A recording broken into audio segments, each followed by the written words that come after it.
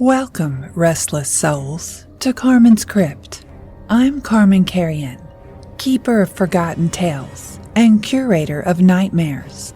You've wandered into my domain, where each week I unearth a fresh horror from the depths of human imagination.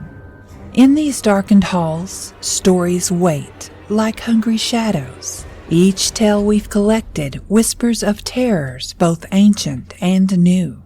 From crumbling mansions where something skitters behind the walls, to that strange text message you received at 3 a.m. from a number that shouldn't exist. But before we go any further, you should know what the crypt truly is. This is my collection chamber, a vault where I gather the darkest short stories I can craft. Some are born from my own pen. Others are conjured by listeners with vivid imaginations.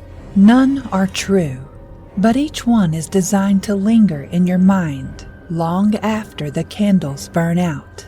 So gather close. The candles are lit. The shadows grow long, and the witching hour is upon us. Are you prepared to face what lurks in the deepest corners of Carmen's Crypt?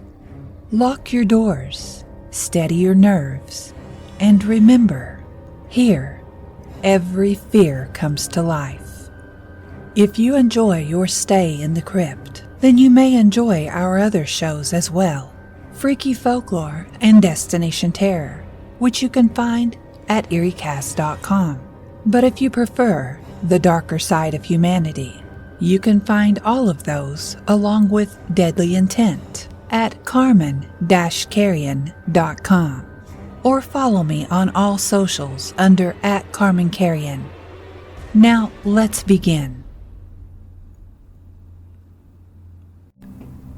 When Jayme Hollis was 5 years old, she woke up in a pool of her own blood with a hand in her mouth. Not a full hand, just the memory of fingers. The first sensation was wetness, cooling on her chin, sticky on her neck, heavy in her hair. For a moment, half asleep, she thought she had spilled juice in the bed. Then she tasted iron. Her eyes snapped open. The nightlight cast a weak amber glow across her room, turning everything sepia and soft.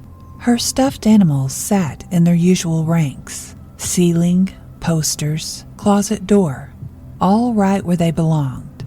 But her pillow was ruined. Dark red soaked through the case, smearing onto the sheet. Blood had dried in jagged river lines down her cheek. Her little white tooth lay beside her face, stuck to the fabric in its own halo of red. She screamed, or tried to. It came out as a wet gargle. Something moved beside her. A tall black shape just at the edge of the light, long and narrow like the bare trunk of a tree, bending slightly toward her. For a second, just 1 second, she saw it outlined clearly.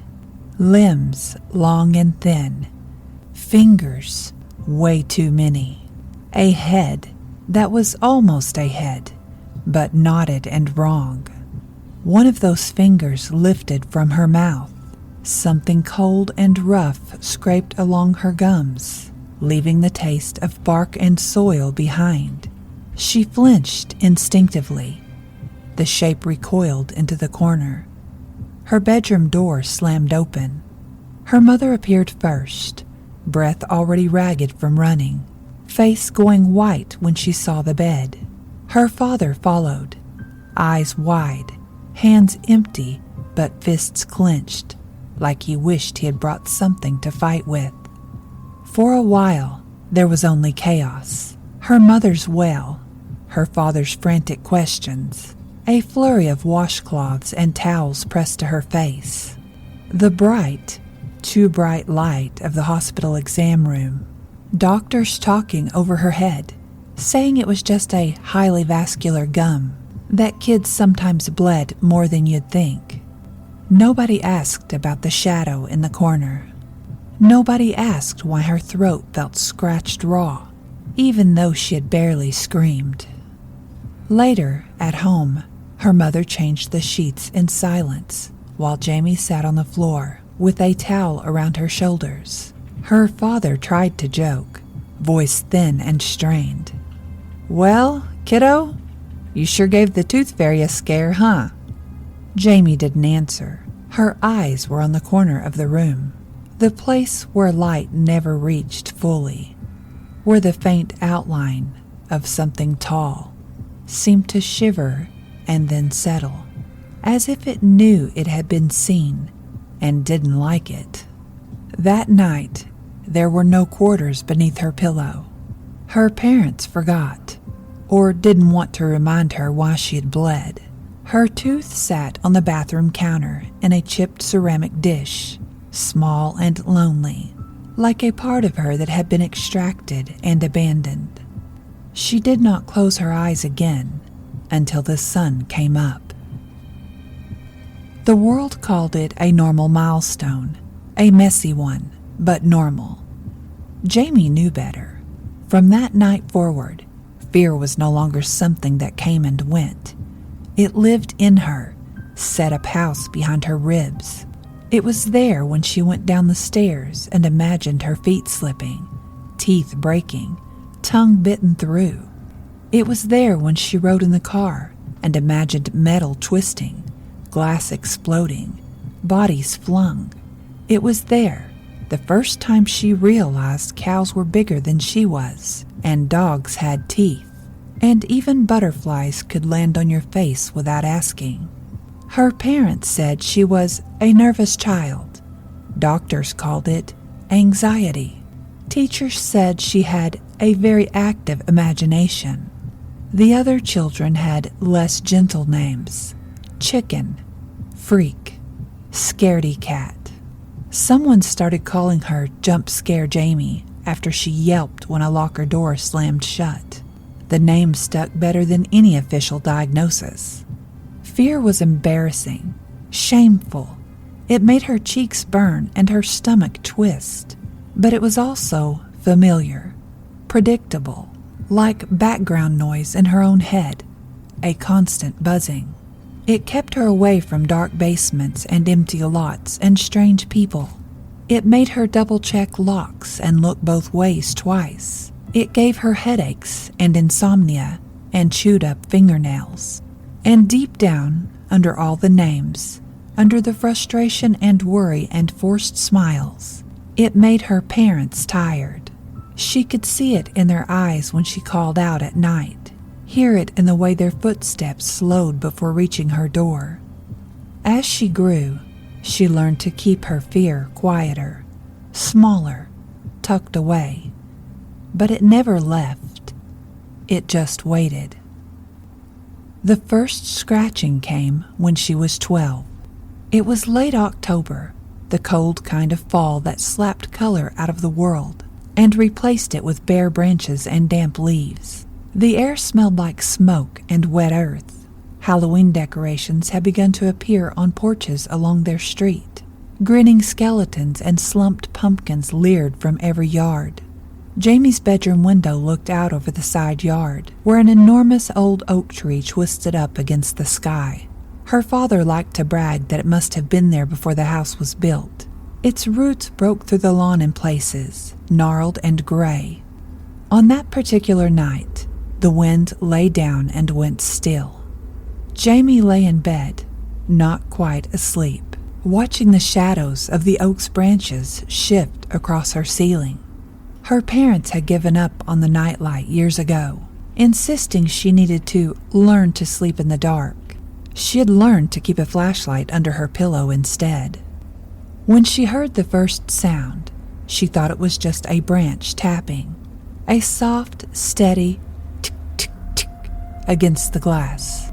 Leaves, she told herself, just leaves. The tapping continued. It got slower, more deliberate. It moved, sliding along the pane like a finger. She sat up, heart thudding. The noise stopped. Silence pressed in around her. Wind. she whispered to herself. Just wind. Then something scraped down the glass. Not a tap, a drag.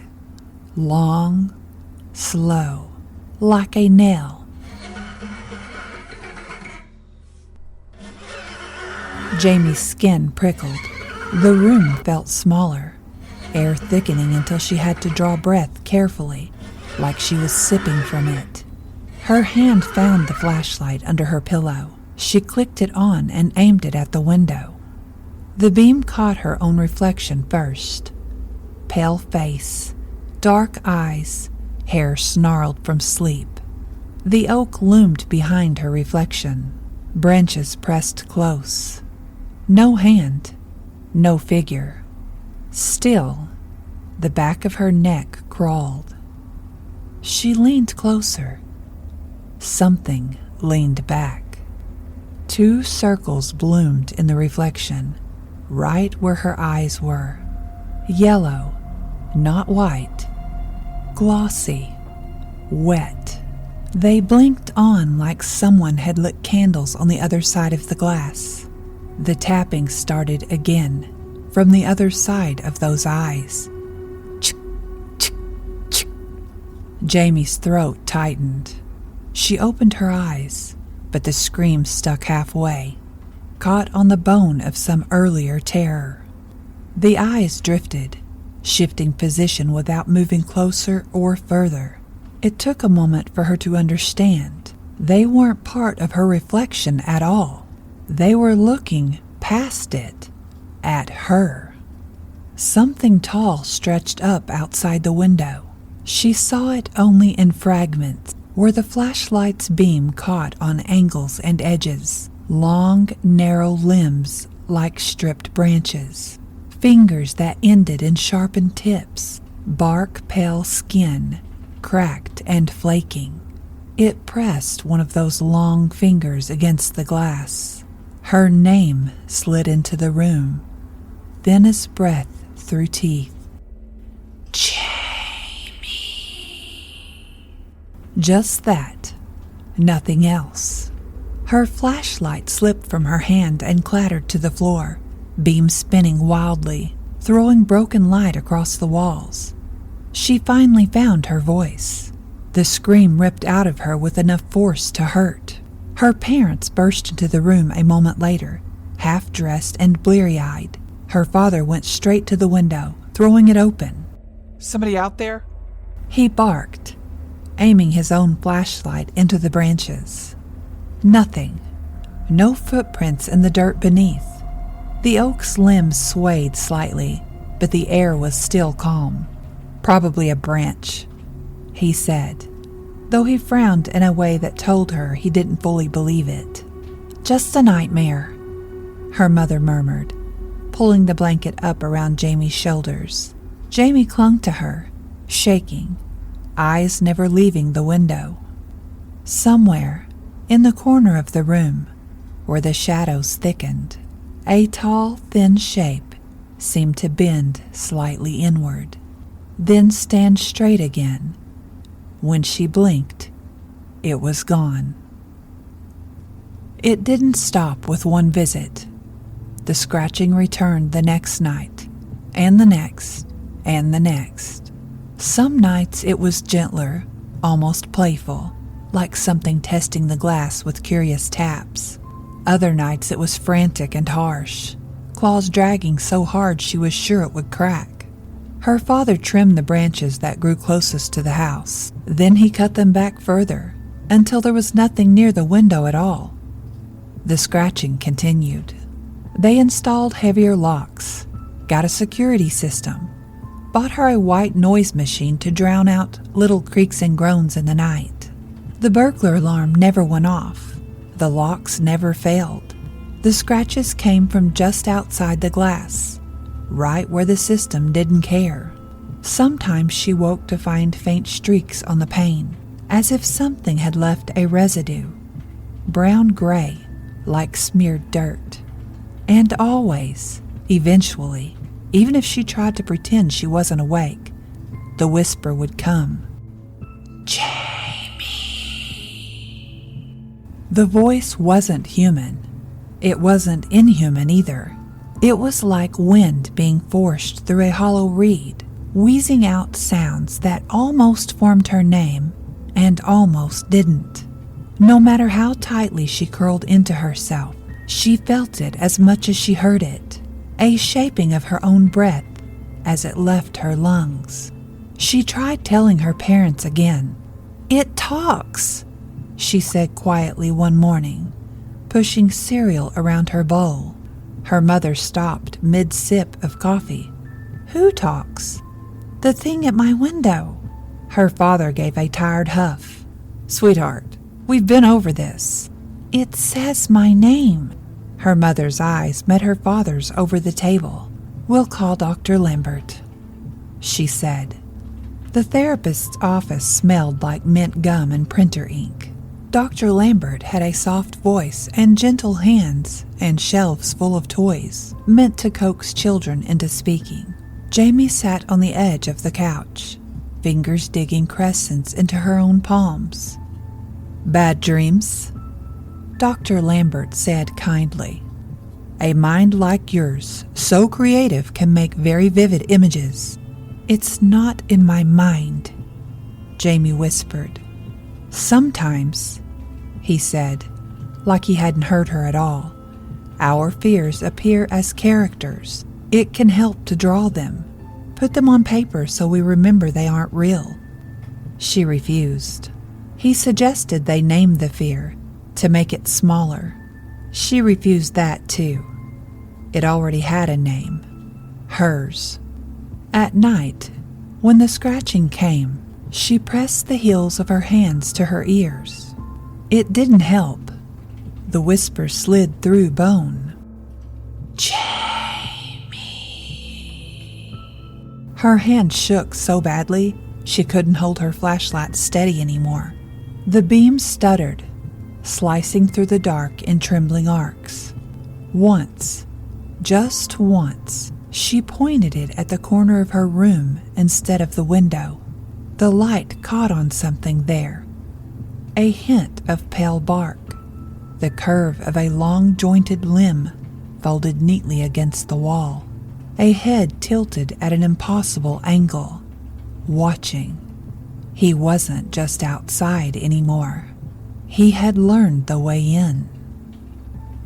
The next time she woke, she wasn't sure if she'd ever fallen asleep.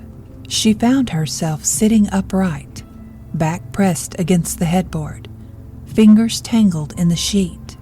Her room seemed heavier, shadows denser, as if the darkness had gained weight. The air smelled like damp leaves and mold, like the underside of a fallen log. The scratching was gone. That should have been a relief. It wasn't. In the doorway, the hall light glowed faintly under the closed door.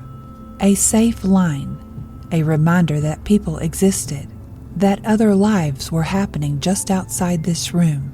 She tried to stand up and found that she couldn't move her legs, not in the paralyzed dream nightmare way, just in the needles and pins half asleep way. Panic surged anyway. A voice, thin as a splinter, slid across the room. "Jayme." It came from directly beside her bed. She turned her head very, very slowly. He stood there, half in shadow, half in the bleaching glow of her forgotten flashlight lying on the floor. He was taller than he'd looked outside the window, too tall to fit comfortably under the ceiling. His neck bent slightly so his head didn't scrape the plaster. Up close, he looked less like a man and more like a bundle of stripped branches woven into the vague shape of one. Skin, not bark, exactly, but something dry and cracked and layered, stretched thin over joints that were all in the wrong places. His arms hung too long. His fingers nearly brushed the floor. Every knuckle was knotted, swollen with something that pulsed faintly under the surface. Where a face should have been, there was only smoothness and cracks, lines wandering like veins across a pale surface, meeting where a mouth might be, but never quite forming one. Only his eyes were clear, two small glossy pits in that too smooth surface, yellow, not like sun or fire, but like old bruises and stained teeth. He smelled like wet wood, like basements flooded long ago, then dried without ever really becoming clean. Jayme couldn't scream, not because she was paralyzed with fear, though she was, but because the sound felt too small, useless. This thing did not care if she screamed. It would not startle. It would not stop. He reached out one hand. It moved in a series of small, jerking motions, like each inch was its own decision. The tip of a finger, sharp as a thorn, touched the center of her chest. Heat bloomed under her sternum, not burning, deeper than that. A press, as though something were testing the thickness of her ribs from the inside. She gasped.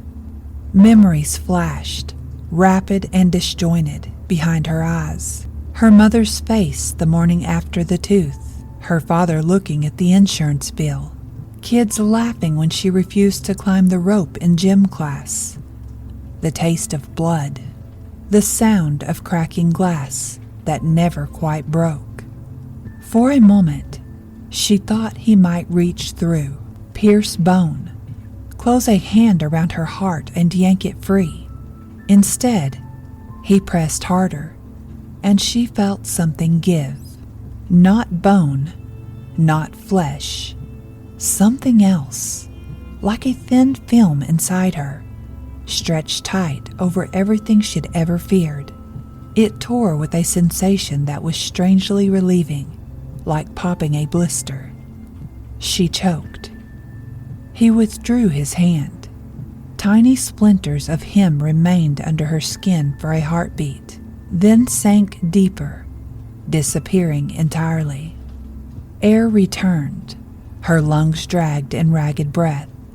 Her legs tingled with life again.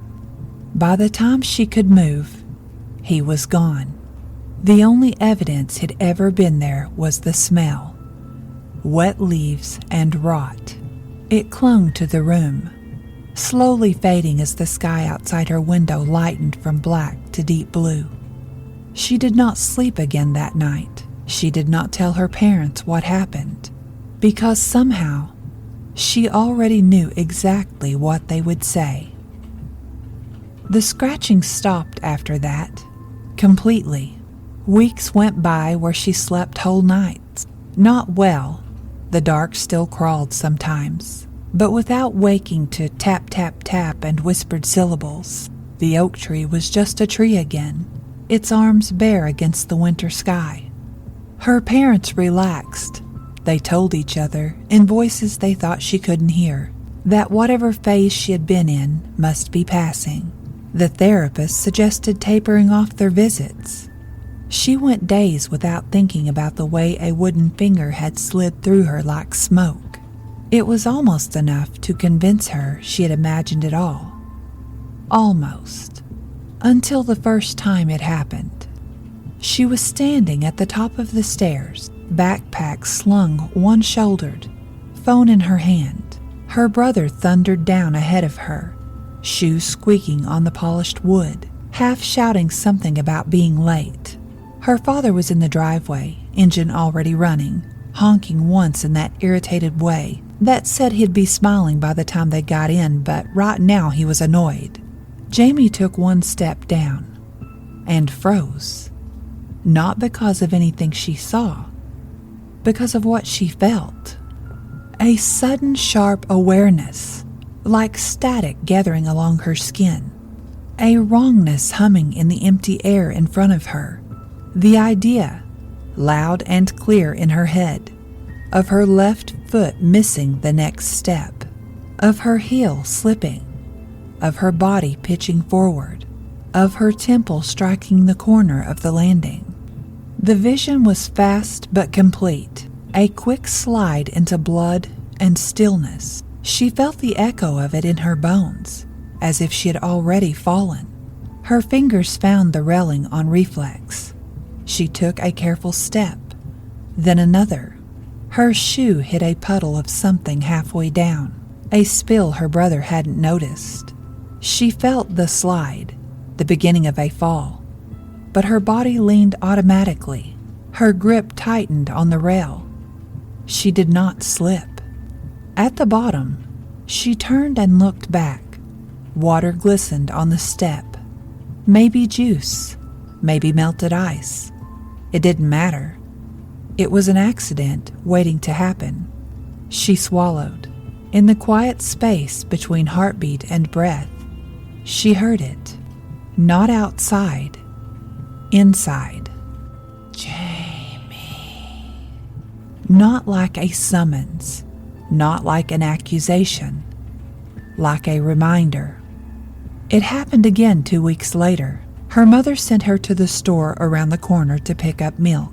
It was snowing lightly, air full of fine white confetti. She tucked her coat tighter and walked with her head down, watching her boots carve tracks in the untouched dust. Halfway across the intersection of Martin and 3rd, her mind screamed at her, not in words, in images. A car, light running red, metal, bone, glass. Her body reacted before she understood. She stepped back. Her heel caught on the curb. She flailed. At that exact second, a car flew through the red light. No squill of brakes, no horns. It cut across the place where she had been about to step. Wind rushed past her face.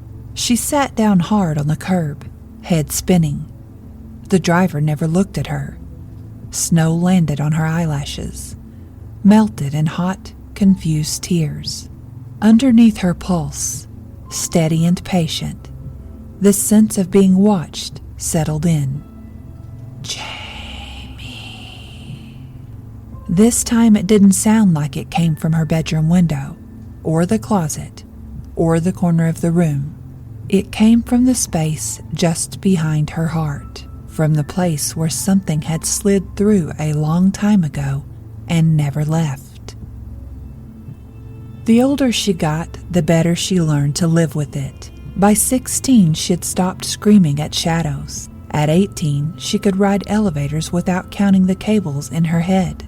At 25, she sat through turbulence on planes, fingers only lightly indenting the armrest, instead of carving trenches into it. Her parents called it maturing.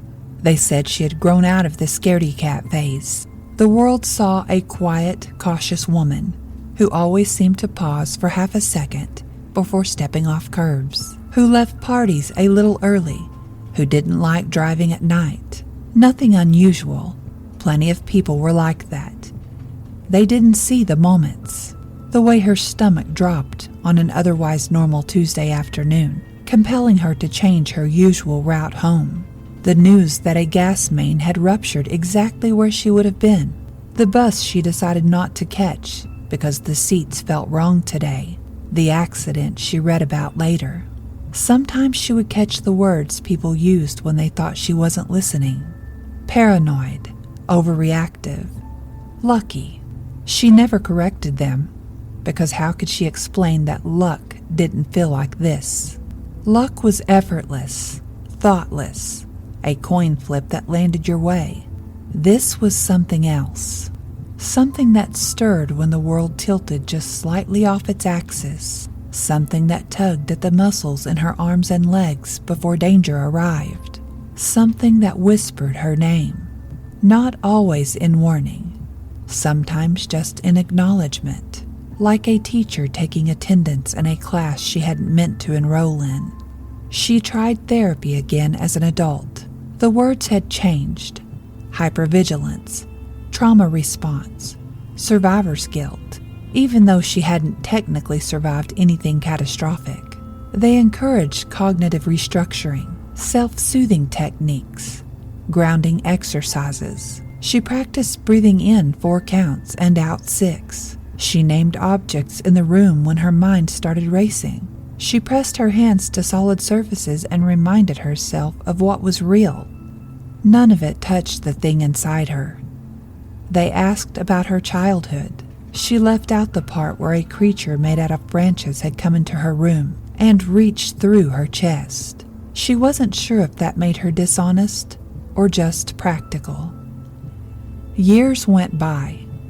In them were all the normal mortal horrors that had nothing to do with the supernatural.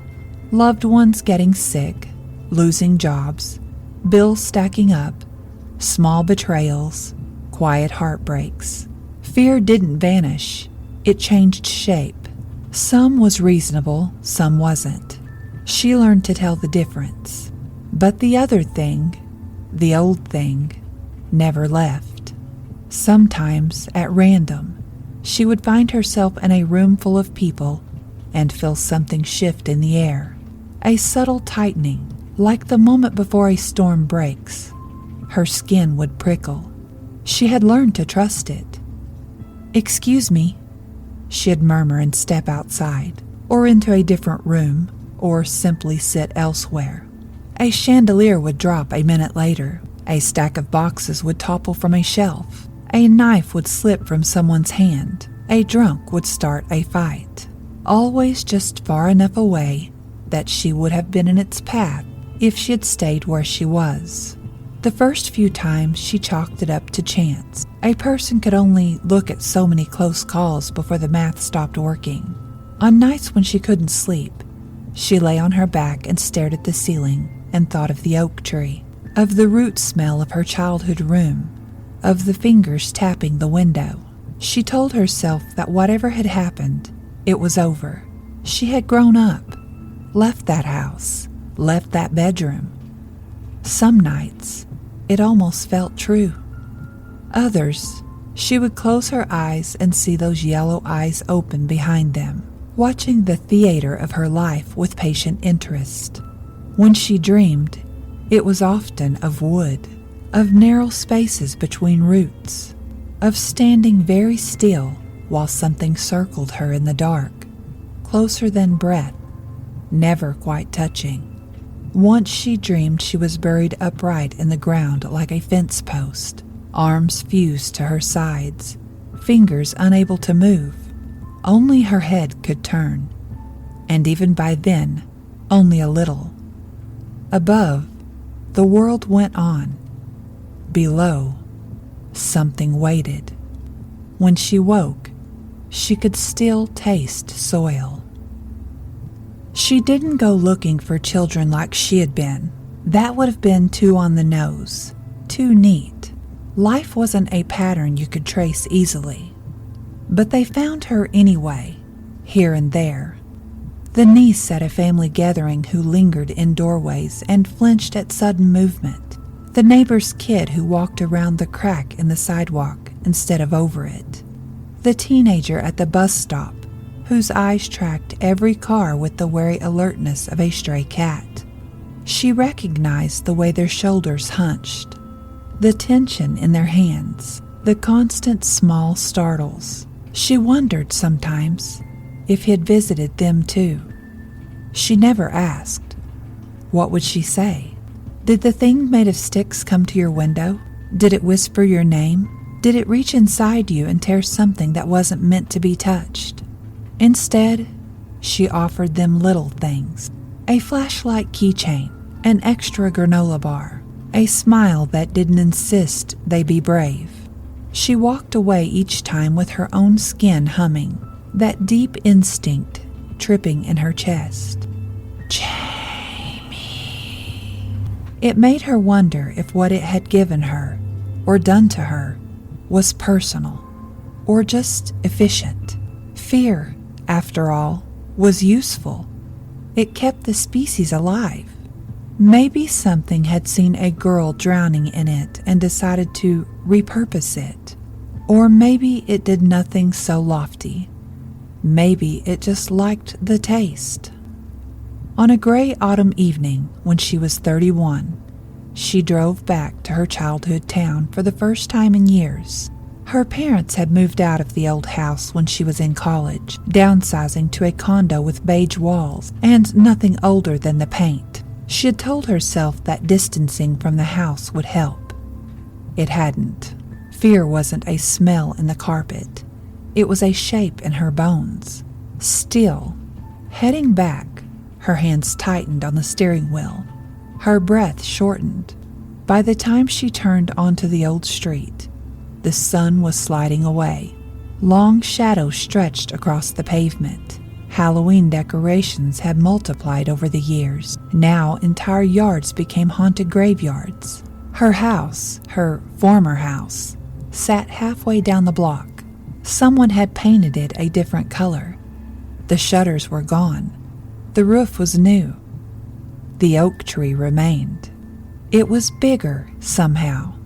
Or maybe she was just smaller compared to it than she'd like to believe. Its branches clawed at the sky. Its leaves the deep, dull red of old blood. Roots bulged from the lawn like ribs.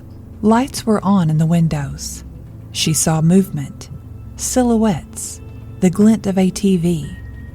Her hands went numb on the steering wheel. She should have kept driving. She parked across the street instead. She told herself she was just looking, just checking. A car idled more easily than a person. The air was cold enough that her breath fogged the windshield. To her left, the sky smudged toward night. To her right, street lamps flickered. She stared at the house until her eyes hurt. Nothing happened. No scratching, no whispering, no sudden collapse of reality. She exhaled slowly, and then a shadow crossed the front bedroom window, the one that had been hers. Smaller now, somehow. The curtains were different, but the placement was the same. A child-sized shape moved behind the glass. She squinted. The figure paused at the window, hands pressed to the pane. She couldn't see features at this distance, just the outline, the slight bow of the head, the sense of someone peering into their own reflection and finding something unkind there. Her chest squeezed. She shouldn't interfere. It wasn't her house, not her kid, not her life. A movement beside the child made her breath stop. Something taller, thinner, not moving like a person at all. It slid up behind the smaller figure, a darker absence in the square of light. Long arms hung down, almost reaching the sill, the head bent, crooked, as if listening. No, she thought, shakily. No, no, no. Her name whispered through her mind. Not from the house. From inside her, warm and close and familiar as the rhythm of her own pulse. Jayme. The child at the window reached up and closed the curtains. The taller shadow remained a moment longer. Then it turned. She couldn't see eyes, but she knew exactly where they were. She knew exactly how they would look. Yellow, small, patient. They faced her.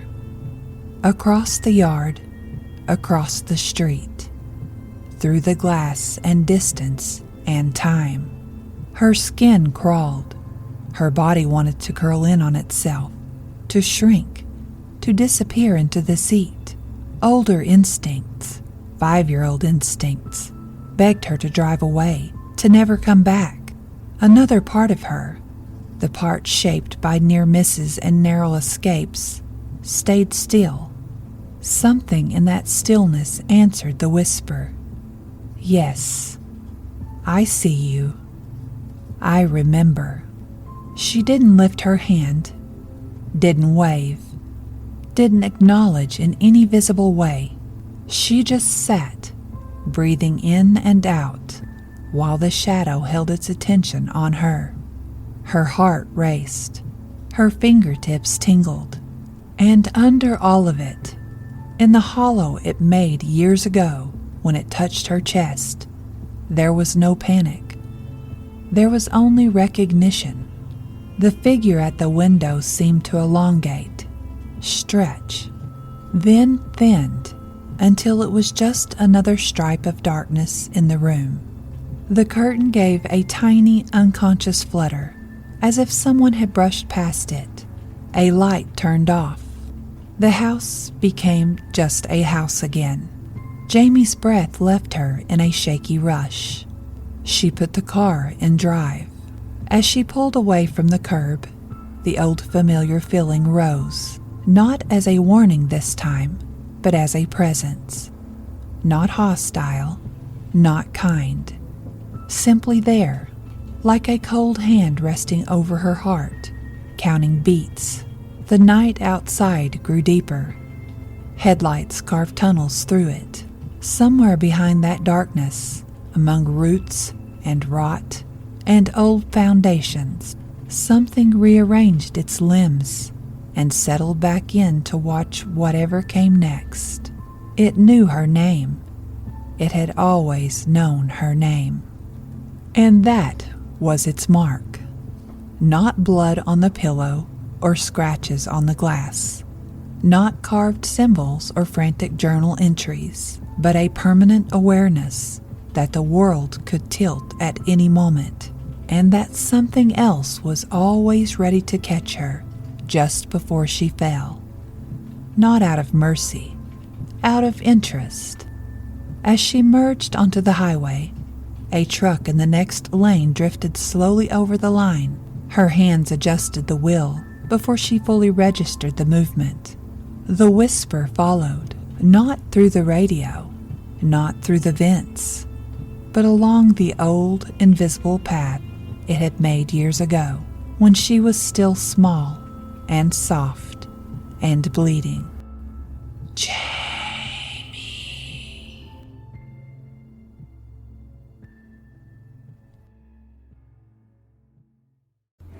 And so, dear listeners, we emerge from another dark corner of Carmen's crypt.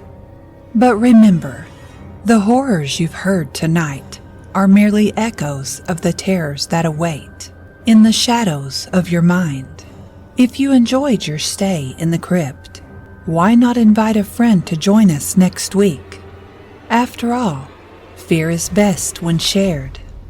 Leave a review if you dare, or share your own tales of terror on my social media at Carmen Carrion. You can also find my other podcasts or submit your story at carmen-carrion.com.